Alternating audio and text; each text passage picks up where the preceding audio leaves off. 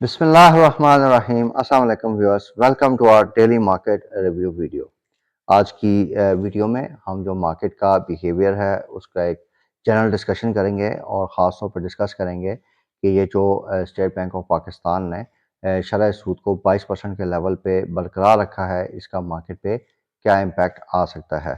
तो सबसे पहले तो आज मार्केट की बात कर लेते हैं। सिर्फ 74 पॉइंट्स का मार्केट में आज हमने इजाफा देखा। 64,890 के लेवल पे मार्केट जो है वो आज क्लोज हुई है। तो व्यूअर्स, ये जो मॉनेटरी पॉलिसी कमेटी का डिसीजन आया है 22% का, इसमें बेसिकली इसको आप ये कह सकते हैं कि it is widely expected by the market. ये एक्सपेक्टेशन थी मार्केट में और पिछले चंद सेशंस से हम देख रहे थे कि मार्केट में थोड़ा-सा लैकलस्टर परफॉर्मेंस थी, थोड़ा-सा नेगेटिव ट्रेंड भी हमें नज़र आया और उसकी रीज़न यही थी कि मार्केट एक्सपेक्टेशन जो थी वो बन रही थी कि शायद इंटरेस्ट रेट्स को मेंटेन किया जाएगा आईएमएफ के प्रेशर्स पे। तो उसके अकॉर्डिंगली आज हमने देखा कि स्टेट बैंक ने एक एग्रेसिव स्टांस लेते हुए शरह सूद को 22% पे बरकरार रखा है। तो सबसे पहली बात कि ये एज़ पर मार्केट एक्सपेक्टेशन आया है।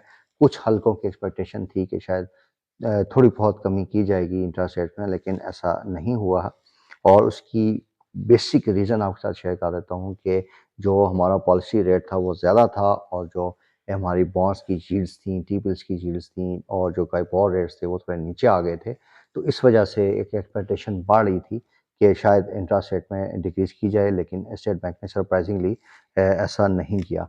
अब रैशनल क्या है, स्टेट बैंक ने क्या ग्राउंड्स ली हैं इस पॉलिसी रेट को मेंटेन करने में। तो बेसिकली इसकी सबसे बड़ी वजह ये है कि जो हमारा मालियाती खसारा है वो बहुत ज़्यादा हो रहा है और उसके साथ-साथ 3.5 अरब यूएस डॉलर्स की हमने बैरूनी कर्ज़ों की मद में पेमेंट्स करनी है जून 2024 तक। तो ये 2 बुनियादी फैक्टर्स हैं जिनकी वजह से अभी शरह सूद को बरकरार रखा गया है कि एक तो उसकी रीज़न ये है कि करेंसी बहुत ज़्यादा हमारी डिवैल्यू ना हो जाए और दूसरी ये है कि करेंसी सप्लाई को कंट्रोल में रखा जाए ताकि मालियाती खसारा किसी हद तक जो है मैनेजेबल रहे। तो ये बुनियादी वजूहात थी। इसके अलावा ये जो रमज़ान का सीज़न फैक्टर है, इसमें भी एक फैक्टर बना है कि फरवरी के महीने में तो नो डाउट इन्फ्लेशन काफ़ी कम हुई है, लेकिन एक्सपेक्ट यही किया जा रहा है कि जो मार्च का महीना होगा इसमें थोड़ा-सा फिर एलिवेटेड लेवल पे ये चीज़ आ सकती है। इसके अलावा गवर्नमेंट कुछ एडमिनिस्ट्रेटिव मेजर्स भी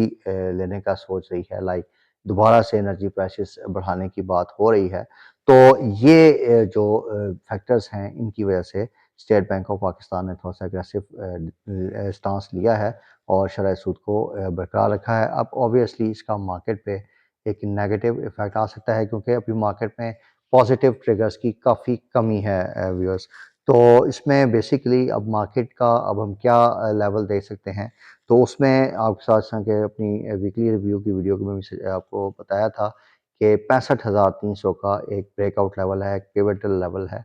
मार्केट्स इसको ब्रेक करके अगर सस्टेन कर जाती हैं तो देन मार्केट्स थोड़ा-सा ऊपर के लेवल की तरफ जा सकती हैं, लेकिन अगर ऑन द डाउन साइड देखें, तो अब हम मार्केट में हम 63,000 का लेवल जो है, वो हमें एक काफ़ी प्रोबेबल नज़र आ रहा है कि नियर टर्म में शायद मार्केट्स इस लेवल की तरफ दोबारा से आ सकती हैं क्योंकि थोड़ा-सा मार्केट में अभी अनसर्टेनिटी की सिचुएशन डेवलप हो रही है। तो व्यूअर्स, एक ट्रिगर तो आपने देख लिया कि इंटरेस्ट रेट्स कम नहीं हुए, दूसरी साइड से आईएमएफ की साइड से काफ़ी सख्त शायद सामने आ रही हैं। जैसा कि हमने देखा कि एनएफसी अवार्ड के बारे में उन्होंने काफ़ी सख्त स्टांस लिया है। पीआईए की प्राइवेटाइज़ेशन पे उन्होंने कहा है कि जी हमें एक कॉम्प्रिहेंसिव प्लान दीजिए। बैंक्स के साथ लोन्स की जो है रिस्ट्रक्चरिंग होगी 12% तक जो है उसकी शरह सूद वो कह रहे हैं कि इस पे लेके आएँ इसको।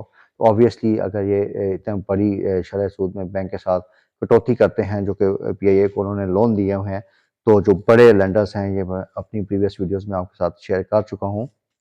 तो जो बड़े बैंक्स हैं, उनको काफ़ी ज़्यादा इस पे हिट पड़ेगी और ऑब्वियसली इसका बैंक्स पे भी एक नेगेटिव इफ़ेक्ट आ सकता है। इसके अलावा व्यूअर्स, हम एसपी जो है स्टाफ लेवल एग्रीमेंट में भी कल तक हमारा हो जाए, $1.1 बिलियन डॉलर तो हमें शायद मिल जाए। लेकिन जो अगला आईएमएफ का प्रोग्राम होगा उसमें काफ़ी सख्त शराइत होगी, फिर एक कोalition गवर्नमेंट है, पीपल्स पार्टी का स्टांस कुछ और है, नून लीग का कुछ और है। तो ये जो एक चीज़ आगे डेवलपमेंट बनेंगी आगे जाके, ये मार्केट्स को काफ़ी हद तक नेगेटिवली अफेक्ट कर सकती हैं। तो हमें बड़ा कॉशियसली जो है मार्केट में आइंदा 1-2 महीने के लिए काम करना पड़ेगा और अपनी जो इन्वेस्टमेंट है, पहली प्रायोरिटी हमारी ये होनी चाहिए कि जो भी हमारी टोटल इन्वेस्टमेंट है उसको प्रोटेक्ट किया जाए और छोटे से ही गेन अगर हम करें, लेकिन हमें बड़ा रिस्क मार्केट में इन लेवल्स पे नहीं लेना चाहिए। इसके अलावा व्यूअर्स, अगर हम थोड़ा-सा मज़ीद एनालाइज़ करें कि मार्केट के अभी क्या डायनामिक्स मज़ीद बन सकते हैं, तो एक इस सिलसिले में आपके साथ मज़ीद एक चीज़ शेयर करता रहूँ कि ये जो मार्केट की लेवरेज पोज़ीशन खड़ी है, देखें जो ख़ास तौर पे एमटीएस और एमएफएस की पोज़ीशंस हैं, इसमें इन्वेस्टर्स का पॉइंट ऑफ व्यू था कि शायद इंटरेस्ट रेट्स कम हों, तो इस वजह से थोड़ा-सा वो पोज़ीशंस ले रहे थे कि हम इसको रोल ओवर करके कम इंटरेस्ट रेट्स पे ले आएँगे, लेकिन वो अब चीज़ नहीं हो रही।